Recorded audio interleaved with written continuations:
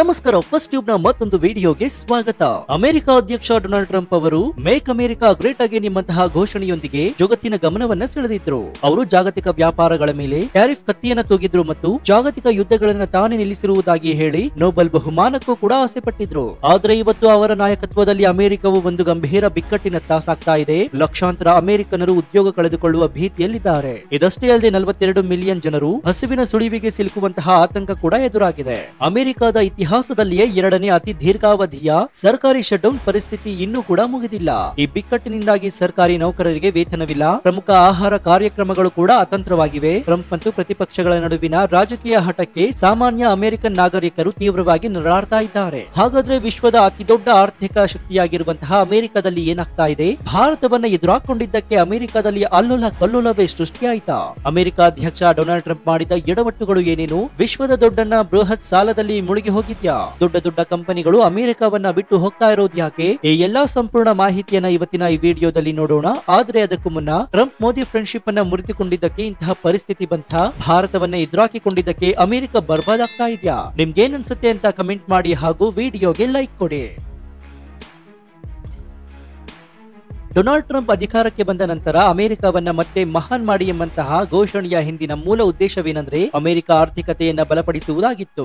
ಆದರೆ ಅಮೆರಿಕವು ಜಾಗತಿಕವಾಗಿ ಅತಿ ಹೆಚ್ಚು ಸಾಲವನ್ನ ಹೊಂದಿರುವ ದೇಶಗಳ ಪಟ್ಟಿಯಲ್ಲಿ ಮೊದಲ ಸ್ಥಾನದಲ್ಲಿದೆ. ಇದರ ಒಟ್ಟು ರಾಷ್ಟ್ರೀಯ ಸಾಲ ಸರಿಸುಮಾರು $38 ಟ್ರಿಲಿಯನ್ ಗಳಷ್ಟಿದ್ದು, ಇದು ಜಗತ್ತಿನ ಜಿಡಿಪಿಗಿಂತ 29.18 ಟ್ರಿಲಿಯನ್ ಗಿಂತಲೂ ಕೂಡ ಹೆಚ್ಚಾಗಿದೆ. ಸಾಲ ಮತ್ತು ಜಿಡಿಪಿಯ ಅನುಪಾತವೇ ಸುಮಾರು 125% ನಷ್ಟಿದೆ. ಇದನ್ನ ಹೋಲಿಸಿದ್ರೆ ಭಾರತ ಒಟ್ಟು ರಾಷ್ಟ್ರೀಯ ಸಾಲ ಕೇವಲ 3.4 ಟ್ರಿಲಿಯನ್ ಗಳಷ್ಟಿವೆ ಮಾತ್ರ. ಅಮೆರಿಕದ ಈ ಬೃಹತ್ ಸಾಲದ ಹೊರೆ ಮತ್ತು ನಿರಂತರ ವ್ಯಾಪಾರ ಕೊರತೆಯನ್ನು ಕಡಿಮೆ ಮಾಡಲು, ಆದಾಯವನ್ನ ಹೆಚ್ಚಿಸಲು ಮತ್ತು ವೆಚ್ಚವನ್ನ ಕಡಿಮೆ ಮಾಡಲು ಟ್ರಂಪ್ ಸರ್ಕಾರ ಮುಂದಾಯಿತು. ಇದೇ ಉದ್ದೇಶಕ್ಕಾಗಿ ಆಮದು ಸರಕುಗಳ ಮೇಲೆ ಸುಂಕವನ್ನ ಹೆಚ್ಚಿಸಲಾಯಿತು ಮತ್ತು ಅನೇಕ ದೇಶಗಳೊಂದಿಗೆ ವ್ಯಾಪಾರ ಒಪ್ಪಂದವನ್ನ ಮರುಪರಿಶೀಲಿಸಲಾಯಿತು. ಸರ್ಕಾರಿ ವೆಚ್ಚವನ್ನ ಕಡಿಮೆ ಮಾಡುವಂತಹ ಟ್ರಂಪ್ ಅವರ ಈ ಪ್ರಯತ್ನಗಳೇ ಈಗಿನ ಸರ್ಕಾರಿ ಶಟ್ಡೌನ್ಗೆ ಮೂಲ ಕಾರಣವಾಗಿದೆ. ಪ್ರಸ್ತುತದ ಶಟ್ಡೌನ್ಗೆ ರಾಜಕೀಯ ಧ್ರುವೀಕರಣ ಮತ್ತು ನಿರ್ದಿಷ್ಟ ನೀತಿಗಳ ಕುರಿತ ಭಿನ್ನಾಭಿಪ್ರಾಯವೇ ಮೂಲ. ಈ ಬಾರಿ ಬಿಕ್ಕಟ್ಟಿನ ಕೇಂದ್ರವಾಗಿರುವುದು ಆರೋಗ್ಯ ವೆಚ್ಚ ಕಡಿತ ಮತ್ತು ಸರ್ಕಾರಿ ವೆಚ್ಚ ಕಡಿತದ ಒತ್ತಾಯ. ಟ್ರಂಪ್ ಆಡಳಿತವು ಆರೋಗ್ಯ ವೆಚ್ಚಗಳಿಗೆ ನೀಡ್ತಾ ಇದ್ದಂತಹ ನಿರ್ದಿಷ್ಟ ಸಬ್ಸಿಡಿಗಳನ್ನು ಕಡಿಮೆಗೊಳಿಸಲು ಬಯಸಿತು. ಅವರ ಪ್ರಕಾರ ಈ ಕಡಿತವು ಸರ್ಕಾರಿ ವೆಚ್ಚವನ್ನು ಕಡಿಮೆ ಮಾಡುವ ಮತ್ತು ದೇಶದ ಬೃಹತ್ ಸಾಲದ ಹೊರೆಯನ್ನು ನಿಭಾಯಿಸುವಂತಹ ಪ್ರಯತ್ನದ ಒಂದು ಭಾಗವಾಗಿತ್ತು. ಆದ್ರೆ ವಿರೋಧ ಪಕ್ಷವಾಗಿರುವಂತಹ ಡೆಮೊಕ್ರೆಟಿಕ್ ಪಕ್ಷವು ಈ ಕಡಿತವನ್ನ ತೀವ್ರವಾಗಿ ವಿರೋಧಿಸಿತು. ಈ ಸಬ್ಸಿಡಿಗಳು ಕಡಿಮೆ ಆದಾಯದ ಕುಟುಂಬಗಳು, ಸಣ್ಣ ಕಂಪನಿಗಳ ಕಾರ್ಮಿಕರು ಮತ್ತು ಅಸಂಘಟಿತ ವಲಯದ ಕಾರ್ಮಿಕರು, ಆರೋಗ್ಯ ವಿಮೆ ಇಲ್ಲದ ಉದ್ಯೋಗಿಗಳಿಗೆ ನೆರವಾಗ್ತಾ ಇದ್ವು. ಡೆಮೊಕ್ರಾಟ್ಗಳು ಕನಿಷ್ಠ ಪ್ರಸ್ತುತ ಆರ್ಥಿಕ ವರ್ಷಾಂತದವರೆಗಾದ್ರೂ ಕೂಡ ಈ ಸಬ್ಸಿಡಿಗಳನ್ನ ಮುಂದುವರಿಸಬೇಕಿತ್ತು ಅಂತ ಒತ್ತಾಯಿಸಿದ್ರು. ಆದ್ರೆ ಡೊನಾಲ್ಡ್ ಟ್ರಂಪ್ ಅವರ ರಿಪಬ್ಲಿಕನ್ ಪಕ್ಷವು ಈ ವಿಷಯದ ಕುರಿತು ಚರ್ಚೆಗೂ ಕೂಡ ಸಿದ್ಧವಿಲ್ಲ ಅಂತ ಕಠಿಣ ನಿಲುವನ್ನ ತೆಗೆದುಕೊಂಡಿದೆ. ಇದರ ಪರಿಣಾಮವಾಗಿ ಅಗತ್ಯ ಹಣಕಾಸು ಬಿಲ್ ಸೆನೆಟ್ ಗಳಲ್ಲಿ ಬಹುಮತ ಪಡೆಯಲು ವಿಫಲವಾಯಿತು ಮತ್ತು ಅಂಗೀಕಾರವಾಗಲಿಲ್ಲ. ಬಿಲ್ಲಿಗೆ ಅಂಗೀಕಾರ ಸಿಗದ ಕಾರಣ ಸರ್ಕಾರಕ್ಕೆ ಖರ್ಚು ಮಾಡಲು ಅಧಿಕಾರ ಇಲ್ಲವಾಯಿತು. ಇದರ ಫಲವೇ 31 ದಿನಗಳನ್ನ ದಾಟಿ ಮುಂದುವರಿತಾ ಇರುವಂತಹ ಈ ಸುದೀರ್ಘ ಶಟ್ಡೌನ್. ಟ್ರಂಪ್ ವಿಶ್ವದ ನಾಯಕರೊಂದಿಗೆ ಮಾತುಕತೆ ನಡೆಸಿ ಜಾಗತಿಕ ಯುದ್ಧಗಳನ್ನು ನಿಲ್ಲಿಸಲು ಯತ್ನಿಸಿದ್ರು ಕೂಡ ತಮ್ಮದೇ ದೇಶದೊಳಗೆ ವಿರೋಧ ಪಕ್ಷಗಳೊಂದಿಗೆ ಮಾತುಕತೆ ನಡೆಸಿ ಈ ಆಂತರಿಕ ಬಿಕ್ಕಟ್ಟನ್ನ ಬಗೆಹರಿಸಲು ವಿಫಲವಾಗಿದ್ದಾರೆ. ಹಾಗಾದ್ರೆ ಏನಿದು ಸರ್ಕಾರಿ ಶಟ್ಡೌನ್ ಅಂದ್ರೆ? ಸರ್ಕಾರದ ಖರ್ಚು ವೆಚ್ಚಗಳಿಗೆ ಹಣಕಾಸು ಒದಗಿಸುವಂತಹ ಕಾಯ್ದೆ ಅಲ್ಲಿನ ಸಂಸತ್ನಲ್ಲಿ ಅಂಗೀಕಾರವಾಗಲು ವಿಫಲವಾಗುವುದು. ನಮ್ಮಲ್ಲಿ ಪ್ರತಿ ವರ್ಷ ಬಜೆಟ್ ಅನುಮೋದನೆ ಪಡೆದಂತೆ ಅಮೆರಿಕದಲ್ಲಿಯೂ ಕೂಡ ಸರ್ಕಾರ ಹಣ ಖರ್ಚು ಮಾಡಲು ಕಾಂಗ್ರೆಸ್ನ ಅನುಮತಿ ಬೇಕು. ಈ ಬಿಲ್ಗೆ ಅಂಗೀಕಾರ ಸಿಗದಿದ್ದಾಗ ಸರ್ಕಾರಿ ನೌಕರರ ವೇತನ, ಕಾಂಟ್ರಾಕ್ಟ್ ಗಳ ಪಾವತಿಗಳು, ಸರ್ಕಾರಿ ಸಬ್ಸಿಡಿಗಳು ಮತ್ತು ಬಹುತೇಕ ಸರ್ಕಾರಿ ಸೇವೆಗಳು ಸ್ಥಗಿತಗೊಳ್ಳುತ್ತವೆ. ಈಗ ಅಮೆರಿಕದಲ್ಲಿ ಆಗಿರೋದು ಕೂಡ ಅದೇ. ಎರಡು ಪಕ್ಷಗಳ ಹಠದಿಂದ ಹಣಕಾಸು ಬಿಲ್ ಮೇಲ್ಮನೆಯಲ್ಲಿ ವಿಫಲವಾಗಿದೆ. ಇದರಿಂದ ಶಟ್ಡೌನ್ 31 ದಿನಗಳನ್ನ ದಾಟಿ ಮುಂದುವರಿತಾ ಇದೆ. ಇದು ಅಮೆರಿಕದ ಇತಿಹಾಸದಲ್ಲಿ ದೀರ್ಘಾವಧಿಯ ಶಟ್ಡೌನ್ ಗಳಲ್ಲಿ ಒಂದಾಗಿದ್ದು, ಈ ಹಿಂದೆ 2018ರಲ್ಲಿ 35 ದಿನಗಳ ಶಟ್ಡೌನ್ ಮತ್ತು 1995ರಲ್ಲಿ 21 ದಿನಗಳ ಶಟ್ಡೌನ್ ಸಂಭವಿಸಿತ್ತು. ಕೇವಲ ಒಂದೆರಡು ದಿನಗಳ ಶಟ್ಡೌನ್ ಅಮೆರಿಕಾಗೆ ದೊಡ್ಡ ಸಮಸ್ಯೆ ಇಲ್ಲವಾದ್ರೂ ಕೂಡ ತಿಂಗಳುಗಟ್ಟಲೆ ಸರ್ಕಾರ ಸ್ಥಗಿತಗೊಳ್ಳೋದ್ರಿಂದ ಆರ್ಥಿಕತೆ ಮೇಲೆ ಭಾರಿ ಹೊಡೆತ ಬೀಳುತ್ತೆ. ಪ್ರಸ್ತುತ ಶಟ್ಡೌನ್ ನಿಂದಾಗಿ ಅಂದಾಜು $11 ರಿಂದ $14 ಬಿಲಿಯನ್ ನಷ್ಟ ಉಂಟಾಗುವ ಸಾಧ್ಯತೆ ಕೂಡ ಇದೆ. ಇದರ ನೇರ ಪರಿಣಾಮ ನಾಗರಿಕರ ಮೇಲಾಗಿದೆ. ಸುಮಾರು 6,70,00,000 ಮಂದಿ ಫೆಡರಲ್ ನೌಕರರು ವೇತನ ರಹಿತ ರಜೆ ಮೇಲೆ ಹೋಗಿದ್ದಾರೆ. ಅಲ್ಲದೆ 7.3 ಲಕ್ಷ ನೌಕರರು ವೇತನವಿಲ್ಲದೆ ಕೆಲಸ ನಿರ್ವಹಿಸ್ತಾ ಇದ್ದಾರೆ. ಸೇನಾ ಸಿಬ್ಬಂದಿಗಳಿಗೂ ಕೂಡ ವೇತನ ಸಿಗ್ತಾ ಇಲ್ಲ. ಇದು ಅವರ ಮನೋಬಲದ ಮೇಲೆ ಮತ್ತು ಜಾಗತಿಕವಾಗಿ ಅಮೆರಿಕದ ಮಿಲಿಟರಿ ಸಿದ್ಧತೆ ಮೇಲೆ ಪರಿಣಾಮ ಬೀರ್ತಾ ಇದೆ. ಇನ್ನು ಅಮೆರಿಕದಲ್ಲಿ ಬಡತನದ ಪ್ರಮಾಣವು ಕೂಡ ಗಣನೀಯವಾಗಿದೆ. ಸುಮಾರು 10.6% ರಷ್ಟು ಜನ ತೀವ್ರ ಬಡತನದಲ್ಲಿದ್ದಾರೆ. ಹೀಗಾಗಿ 42 ಮಿಲಿಯನ್ ಅಮೆರಿಕನರು ಸರ್ಕಾರದ ಪ್ರಮುಖ ಆಹಾರ ಕಾರ್ಯಕ್ರಮವಾಗಿರುವಂತಹ SNAP ಮೇಲೆ ಅವಲಂಬಿತ ಅವಲಂಬಿತರಾಗಿದ್ದಾರೆ. ಶಟ್ಡೌನ್ ನಿಂದಾಗಿ ಈ ಕಾರ್ಯಕ್ರಮಕ್ಕೆ ಹಣ ಬಿಡುಗಡೆಯಾಗದ ಕಾರಣ ಈ ಕೋಟ್ಯಾಂತರ ಜನ ಆಹಾರ ಸಮಸ್ಯೆಯನ್ನ ಕೂಡ ಎದುರಿಸ್ತಾ ಇದ್ದಾರೆ. ಪರಿಸ್ಥಿತಿ ಎಷ್ಟರ ಮಟ್ಟಿಗೆ ಗಂಭೀರವಾಗಿದೆ ಅಂದ್ರೆ ಅಲ್ಲಿನ ರಾಜ್ಯ ಸರ್ಕಾರಗಳು ತಮ್ಮದೇ ಹಣದಲ್ಲಿ ಈ ಕಾರ್ಯಕ್ರಮವನ್ನ ತಾತ್ಕಾಲಿಕವಾಗಿ ಮುಂದುವರಿಸಲು ಮುಂದಾಗಿವೆ ಮತ್ತು ಫುಡ್ ಬ್ಯಾಂಕ್ ಗಳ ಮುಂದೆ ಜನರ ಸಾಲು ಹೆಚ್ಚಾಗ್ತಾನೆ ಇದೆ. ಇದರ ಜೊತೆಗೆ ಆರೋಗ್ಯ ಇಲಾಖೆಯ ಕೆಲಸಗಳು,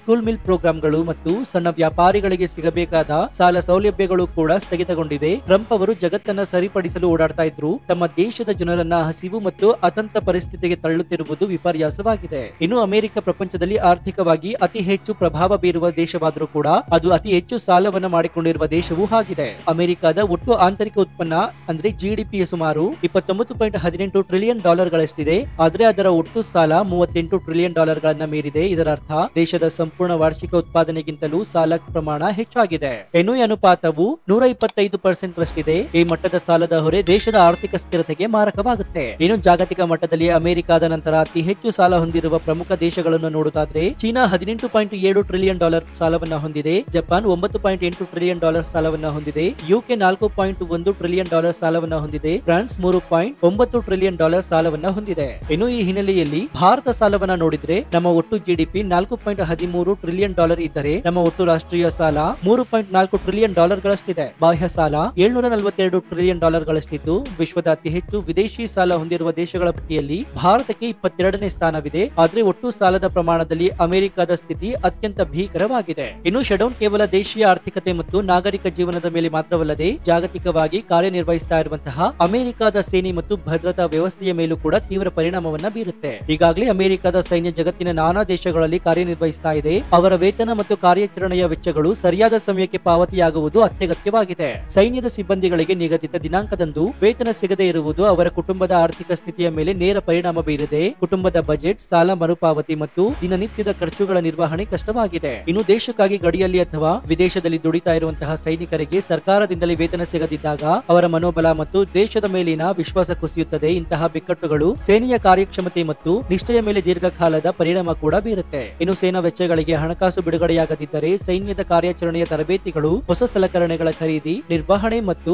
ಯುದ್ಧ ಸಿದ್ಧತೆಯಂತಹ ಪ್ರಮುಖ ಚಟುವಟಿಕೆಗಳು ನಿಂತು ಹೋಗುತ್ತವೆ. ಜಾಗತಿಕವಾಗಿ ಅಮೆರಿಕದ ಭದ್ರತಾ ಹಿತಾಸಕ್ತಿಗಳಿಗೆ ಇದು ಧಕ್ಕೆಯನ್ನುಂಟು ಮಾಡುವ ಸಾಧ್ಯತೆ ಕೂಡ ಹೆಚ್ಚಾಗಿದೆ. ಇನ್ನು ಅಮೆರಿಕವು ವಿಶ್ವದ ಅತಿ ದೊಡ್ಡ ಆರ್ಥಿಕ ಶಕ್ತಿಯಾಗಿರೋದ್ರಿಂದ ಅಲ್ಲಿನ ಆಂತರಿಕ ಬಿಕ್ಕಟ್ಟು ಜಾಗತಿಕ ಮಾರುಕಟ್ಟೆಯಲ್ಲಿ ಆತಂಕ ಕೂಡ ಸೃಷ್ಟಿಸಿದೆ. ತನ್ನದೇ ದೇಶದ ಆರ್ಥಿಕತೆಯನ್ನು ಸ್ಥಿರವಾಗಿ ನಿರ್ವಹಿಸಲು ಅಮೆರಿಕ ವಿಫಲವಾದಾಗ ಜಾಗತಿಕ ಹೂಡಿಕೆದಾರರಲ್ಲಿ ಅಮೆರಿಕದ ಆರ್ಥಿಕ ಸ್ಥಿರತೆ ಮತ್ತು ಸರ್ಕಾರದ ವಿಶ್ವಾಸಾರ್ಹತೆಯ ಬಗ್ಗೆ ಪ್ರಶ್ನೆಗಳು ಕೂಡ ಮೂಡುತ್ತೆ. ಟ್ರಂಪ್ ಅವರು ಚೀನಾ, ಯುರೋಪ್ ಮತ್ತು ಇತರ ದೇಶಗಳ ಮೇಲೆ ಟ್ಯಾರಿಫ್ ಕತ್ತಿಯನ್ನ ತೂಗಿ ವ್ಯಾಪಾರ ಯುದ್ಧವನ್ನು ಪ್ರಾರಂಭಿಸಿದ್ರು. ಆದರೆ ತಮ್ಮದೇ ದೇಶದೊಳಗೆ ಈ ಬಿಕ್ಕಟ್ಟು ಎದುರಾದಾಗ ಜಾಗತಿಕ ವ್ಯಾಪಾರವನ್ನ ಸುಧಾರಿಸುವ ಅವರ ಪ್ರಯತ್ನಗಳ ಬಗ್ಗೆ ನಾಯಕರು ಅನುಮಾನ ಕೂಡ ವ್ಯಕ್ತಪಡಿಸ್ತಾ ಇದ್ದಾರೆ. ಶಟ್ಡೌನ್ ಮುಂದುವರಿಯುವ ಸೂಚನೆ ಕಂಡಾಗ ವಿಶ್ವದಾದ್ಯಂತ ಷೇರು ಮಾರುಕಟ್ಟೆಗಳು ಅನಿಶ್ಚಿತತೆಯಲ್ಲಿ ಮುಳುಗ್ತಾ ಇದ್ದಾವೆ. ಅಮೆರಿಕನ್ ಡಾಲರ್ ಮೌಲ್ಯದಲ್ಲಿ ಏರಿಳಿತಗಳು ಕಾಣಿಸಿಕೊಳ್ತಾ ಇವೆ. ಇದು ಭಾರತ ರೂಪಾಯಿ ಸೇರಿದಂತೆ ಇತರ ದೇಶಗಳ ಕರೆನ್ಸಿ ಮೇಲೆ ಒತ್ತಡವನ್ನು ಕೂಡ ಹೇರಬಹುದು. ಇನ್ನು ಡೊನಾಲ್ಡ್ ಟ್ರಂಪ್ ಅವರ ನಾಯಕತ್ವ ಶೈಲಿ ಮತ್ತು ಈ ಶಟ್ಡೌನ್ಗೆ ಕಾರಣವಾದ ರಾಜಕೀಯ ಹಠವು ಪ್ರಜಾಪ್ರಭುತ್ವದ ಕಾರ್ಯವೈಖರಿಯ ಮೇಲೆ ಹಲವು ಪ್ರಶ್ನೆಗಳನ್ನ ಹುಟ್ಟುಹಾಕಿವೆ. ಟ್ರಂಪ್ ಅವರು ತಾವು ಹೇಳಿದ ಮಾತು ಮತ್ತು ತಮ್ಮ ನೀತಿಗಳ ಮೇಲೆ ಬಲವಾಗಿ ನಿಲ್ಲುವ ವ್ಯಕ್ತಿಯಾಗಿದ್ದಾರೆ. ರಾಜಕೀಯದಲ್ಲಿ ಅವರು ರಾಜಿ ಮಾಡಿಕೊಳ್ಳಲು ಸಿದ್ಧರಿಲ್ಲ. ಈ ಶಟ್ಡೌನ್ ಅವರ ಈ ನಾನ್ ಕಾಂಪ್ರಮೈಸ್ ಧೋರಣೆಯ ನೇರ ಪರಿಣಾಮವಾಗಿದೆ. ಇನ್ನು ಸಂವಿಧಾನಾತ್ಮಕವಾಗಿ ಸರ್ಕಾರದ 3 ವಿಭಾಗಗಳು ಅಂದ್ರೆ ಕಾರ್ಯಾಂಗ, ಶಾಸಕಾಂಗ, ನ್ಯಾಯಾಂಗ ಸರ್ಕಾರದಿಂದ ಕೆಲಸ ಮಾಡಬೇಕು. ಆದರೆ ಟ್ರಂಪ್ ಆಡಳಿತದಲ್ಲಿ ಅಧ್ಯಕ್ಷ ಮತ್ತು ಕಾಂಗ್ರೆಸ್ ನಡುವಿನ ತೀವ್ರ ದೃಢೀಕರಣವು ಸಹಕಾರದ ಕೊರತೆಯನ್ನು ಎತ್ತಿ ತೋರಿಸ್ತಾ ಇದೆ. ಇದರಿಂದ ಜನರ ಮೇಲೆ ನೇರವಾಗಿ ಪರಿಣಾಮ ಬೀರ್ತಾ ಇದೆ. ಟ್ರಂಪ್ ಅವರ ಜಾಗತಿಕ ರಾಜಕೀಯದಲ್ಲಿ ದೂರದ ಬೆಟ್ಟ ನುಣ್ಣಗೆ ಎಂಬಂತೆ ವಿದೇಶಿ ಸಮಸ್ಯೆಗಳಿಗೆ ಪರಿಹಾರ ನೀಡಲು ಓಡಾಡ್ತಾ ಇರುವಾಗ ತನ್ನದೇ ಜನರ ಜೀವನದ ಸಮಸ್ಯೆಯನ್ನು ಕಡೆಗಣಿಸ್ತಾ ಇದ್ದಾರೆ ಎಂಬಂತಹ ಟೀಕೆಗಳು ಕೂಡ ವ್ಯಕ್ತವಾಗಿದೆ. ಜನಪ್ರಿಯ ಘೋಷಣೆಗಳು ಮತ್ತು ಆಕರ್ಷಕ ವಿದೇಶಾಂಗ ನೀತಿಗಳು ಆಂತರಿಕ ಆಡಳಿತದ ವಿಫಲತೆಯನ್ನು ಮುಚ್ಚಿ ಹಾಕಲು ಸಾಧ್ಯವಿಲ್ಲ ಎಂಬುದು ಈ ಬಿಕ್ಕಟ್ಟಿನಿಂದ ಸ್ಪಷ್ಟವಾಗುತ್ತೆ. ಡೊನಾಲ್ಡ್ ಟ್ರಂಪ್ ಅವರ ಆಡಳಿತಾವಧಿಯ ಈ ದೀರ್ಘಾವಧಿಯ ಸರ್ಕಾರಿ ಶಟ್ಡೌನ್ ಅಮೆರಿಕದ ಆಂತರಿಕ ರಾಜಕೀಯದ ದೋಷಗಳನ್ನ ಮತ್ತು ಅದರ ಬೃಹತ್ ಸಾಲದ ಹೊರೆ ಮತ್ತು ಸಾಮಾನ್ಯ ನಾಗರಿಕರ ಮೇಲಿನ ಅಸಡ್ಡಿಯನ್ನು ಎತ್ತಿ ತೋರಿಸ್ತಾ ಇದೆ. ಅಧ್ಯಕ್ಷರು ಜಗತ್ತನ್ನ ಸುಧಾರಿಸಲು ಓಡಾಡ್ತಾ ಇದ್ದರು, ತಮ್ಮ ಮನೆಯೊಳಗೆ ಬೆಂಕಿಯನ್ನು ನಂದಿಸಲು ವಿಫಲರಾಗಿದ್ದಾರೆ. ಇದು ಕೇವಲ ಒಂದು ರಾಜಕೀಯ ಘಟನೆಯಲ್ಲ, ಬದಲಿಗೆ ಲಕ್ಷಾಂತರ ಜನರ ಬದುಕು, ಹಸಿವು ಮತ್ತು ಭದ್ರತೆಯ ಮೇಲೆ ಪ್ರಭಾವವನ್ನ ಬೀರುವ ಮಾನವೀಯ ಬಿಕ್ಕಟ್ಟು. ಈ ಪರಿಸ್ಥಿತಿ ಎಷ್ಟು ದಿನ ಮುಂದುವರಿಯುತ್ತದೆ ಮತ್ತು ಅಮೆರಿಕ ಇದರ ಬೆಲೆಯನ್ನು ಹೇಗೆ ತೆರಲಿದೆ ಎಂಬುದನ್ನ ಕಾದು ನೋಡಬೇಕಾಗಿದೆ. ಸೊ ವೀಕ್ಷಕರೇ, ಈ ಬಗ್ಗೆ ನಿಮ್ಮ ಅನಿಸಿಕೆ ಏನು ಅಂತ ಕಮೆಂಟ್ ಮಾಡಿ ಹಾಗೂ ವಿಡಿಯೋಗೆ ಲೈಕ್ ಕೊಡಿ. ಜೊತೆಗೆ ನೀವಿನ್ನು ನಮ್ಮ ಚಾನೆಲ್ ಅನ್ನ ಸಬ್ಸ್ಕ್ರೈಬ್ ಮಾಡ್ಕೊಂಡಿಲ್ಲ ಅಂದ್ರೆ ಈ ಕೂಡಲೇ ಸಬ್ಸ್ಕ್ರೈಬ್ ಮಾಡ್ಕೊಂಡು ಪಕ್ಕದಲ್ಲಿರುವಂತಹ ಬೆಲ್ ಐಕಾನ್ ಅನ್ನು ಪ್ರೆಸ್ ಮಾಡಿ. ಇದರಿಂದ ನಾವು ಹಾಕುವ ಹೊಸ ವಿಡಿಯೋಗಳ ನೋಟಿಫಿಕೇಶನ್ ಮೊದಲು ನಿಮಗೆ ಸಿಗುತ್ತೆ. ಇದಾಗಿತ್ತು ಈ ಕ್ಷಣದ ವಿಶೇಷ. ನೋಡ್ತಾ ಇರಿ ಫಸ್ಟ್ ಟ್ಯೂಬ್ ಕನ್ನಡ. ಧನ್ಯವಾದ.